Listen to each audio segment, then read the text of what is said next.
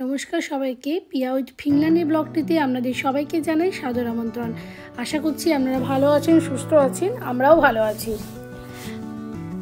আবার চলে এসেছি আর একটা নতুন ব্লগ নিয়ে। তো আজকের ব্লগটা আমি এখন আছি হেলসিঙ্কিতে।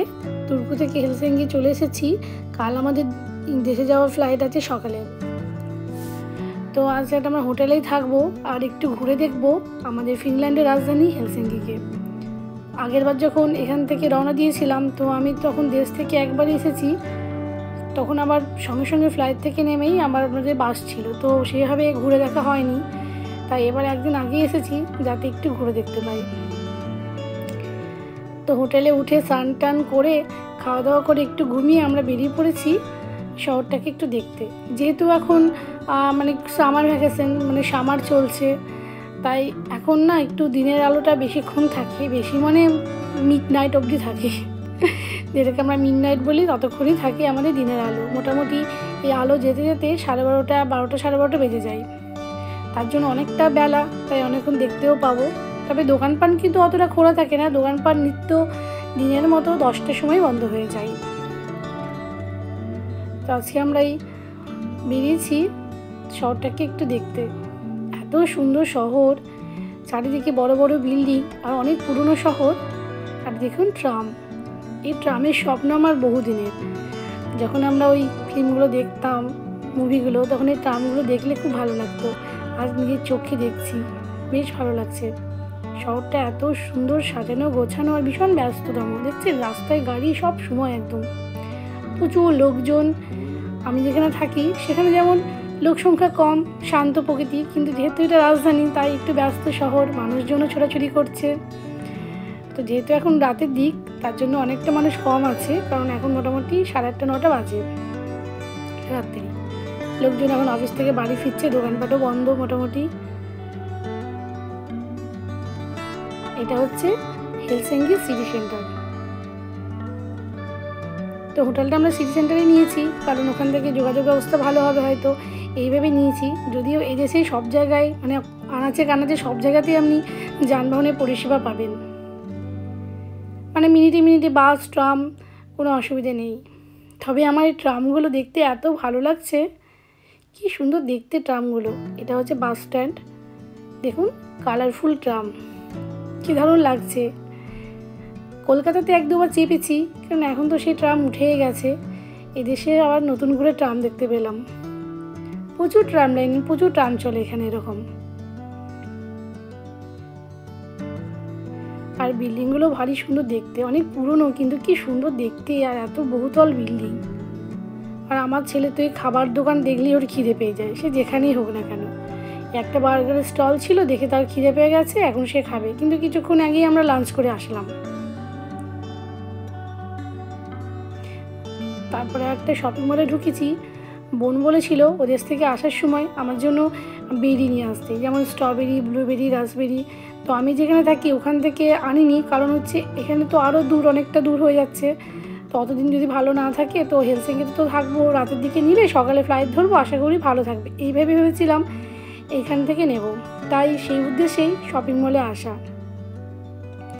তো তারপরে আবার রাতের একটু টুকিটাকি খাবার নিয়ে নিলাম, কারণ রাতে তো খেতে হবে, বা সকালে ব্রেকফাস্ট করতে হবে।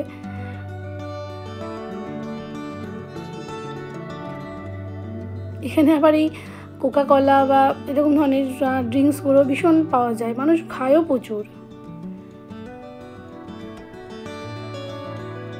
আমরাও খাই, কিন্তু জানি এতটা খাওয়া ভালো নয়, তবুও খাই, মাঝে মাঝে খাওয়া হয়েই যায় আর কি। যাই দেখি, এখন যদি ভালো রকম বেরি পাওয়া যায় তাহলে নেব। তবে বেরির সাবস্টিটিউট আমি জ্যাম নিয়ে নিয়েছি। বাই চান্স যদি পাওয়া না যায়, এদেশের জ্যামগুলো এত ভালো যে আপনি বেরির স্বাদ পাবেন।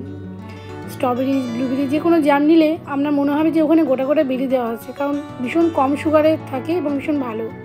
তো যাই হোক, আমি ভালো মতো বেরি পাইনি বলে নেওয়া হলো না। পরের বার তখন শীতের সময় যাব, তখন নিয়ে যাব। তখন সব ফ্রোজেন, এখন যেমন একটু ভালো ছিল, কিন্তু খুব একটা ভালো পাওয়া গেল না, হয়তো অন্য কোনো মার্কেটে পাওয়া যেত। তো আমরা এখন ওই হোটেলের দিকে রওনা দিচ্ছি। তো একটু ঘুরে ঘুরে রওনা দিচ্ছি, যাতে এই বিল্ডিংগুলো একটু দেখতে পাই, আশেপাশে দোকানপাট কেমন, এসব দেখার জন্য একটু ঘুরে ঘুরে আসলাম। এই যে ওমেনা হোটেল, এটা আমাদের হোটেল। আমরা এখানে আজকে উঠেছি। চলুন আর দেখাই আমাদের দেশের হোটেলগুলো কেমন হয় আর আমাদের রুমটা কেমন হোটেলের। প্রথমে ঢোকার সময় এদেশে কোনো চাবি নেই, সবই কোডে কাজ হয়। যখনই আপনি বুক করবেন হোটেল তখনই আপনার ফোনে 24 ঘন্টার আগে একটা কোড নাম্বার যাবে। তো ডোর কোড, আপনার রুম কোড এগুলো সব থাকে। তো সেইভাবে সেই কোড টিপে আপনাকে ভিতরে যেতে হবে। আপনি যদি কোড না জানেন তাহলে ভিতরে ঢুকতে পারবেন না। এখানে কোনো রিসেপশনিস্ট নেই, সবই আপনার ফোন করে কথা বলে নিতে হবে। মানে প্রত্যেকটা হোটেলে কোনো কোম্পানির আন্ডারে সেই কোম্পানির লোকের সঙ্গে কথা বলে নিতে হবে। টোটালটাই অনলাইনের উপরে। যাই হোক, ছেলে ভুল করেছে, কারণ ওর মনে নেই। কারণ একবারই মাত্র মানে ওর বাবা দিয়েছিল কোডটা, তখনও দেখেছে। আমি আবার ফোন থেকে বের করে, আমারও মুখস্থ হয়নি, ফোন থেকে বের করে দেখি যে কত ছিল কোড নাম্বারটা। যাই হোক, পেয়েছি। তো আমাদের হোটেলটা পড়েছে 3rd ফ্লোরে। তো চলুন লিফটেই যাই। অনেকটা হাঁটাহাঁটি হয়েছে, আর সিঁড়ি ভাঙবো না, কারণ অনেক জার্নি এখনো বাকি।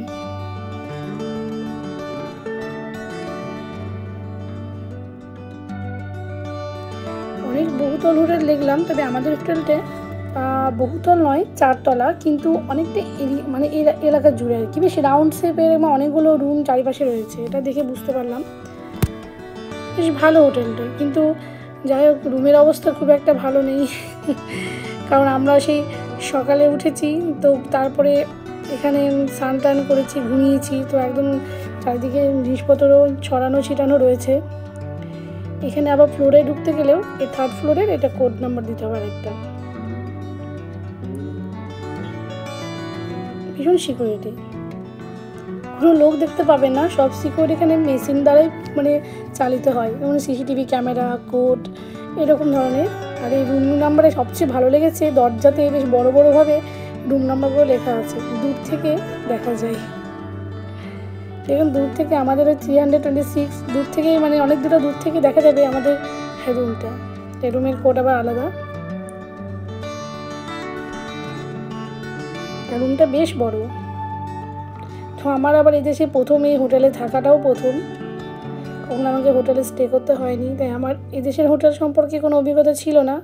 তবে বেশ সুন্দর রুমটা, অনেক বড়, কিন্তু জিনিসপত্র ভীষণ ছড়ানো ছিটানো, কিছু মনে করবেন না, কারণ খুব টায়ার্ড হয়েছিলাম। যা পেরেছি রেখেছি যেমনভাবে ছিল, আবার যাওয়ার সময় গুছিয়ে নিয়ে যাবো এরকম।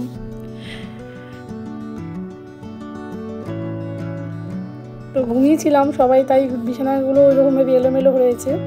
এখানে আবার ছোট্ট একটা ফ্রিজ, মাইক্রোওভেন, একটা কফি মেকার সব রয়েছে। তারপর হেয়ার ড্রায়ার করার জন্য ড্রায়ার, সব রকম মানে ব্যবস্থা আছে।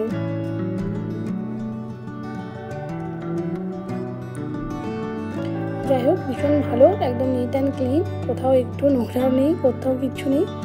আনাচে এখানে সব পরিষ্কার, আমার বেশ ভালোই লেগেছে। আর হোটেলে একটু বিছানা বাথরুম পরিষ্কার না হলে আমার একদম ভালো লাগে না। তো এখানে সবই নতুনের মতো ঝকঝক করছে, কিছু বলার নেই। এদেশের ব্যবস্থাপনা খুব ভালো, অবশ্যই ভাড়াটাও ভালো। তো এই বিষয় নিয়ে পরে কথা বলবো। আজকের ভিডিওটা আমি এখানে শেষ করছি, আবার দেখা হবে আরেকটা নতুন ভিডিও নিয়ে। আপনারা সবাই ভালো থাকবেন, সুস্থ থাকবেন, সাবধানে থাকবেন। আর আমাকে এত সাপোর্ট করার জন্য আপনাদেরকে অসংখ্য ধন্যবাদ। এভাবে সাপোর্ট করবেন যাতে ভবিষ্যতে ভিডিওগুলো করার আমার মানে ভালো লাগা তৈরি হয় বা ভালো লাগে। নমস্কার।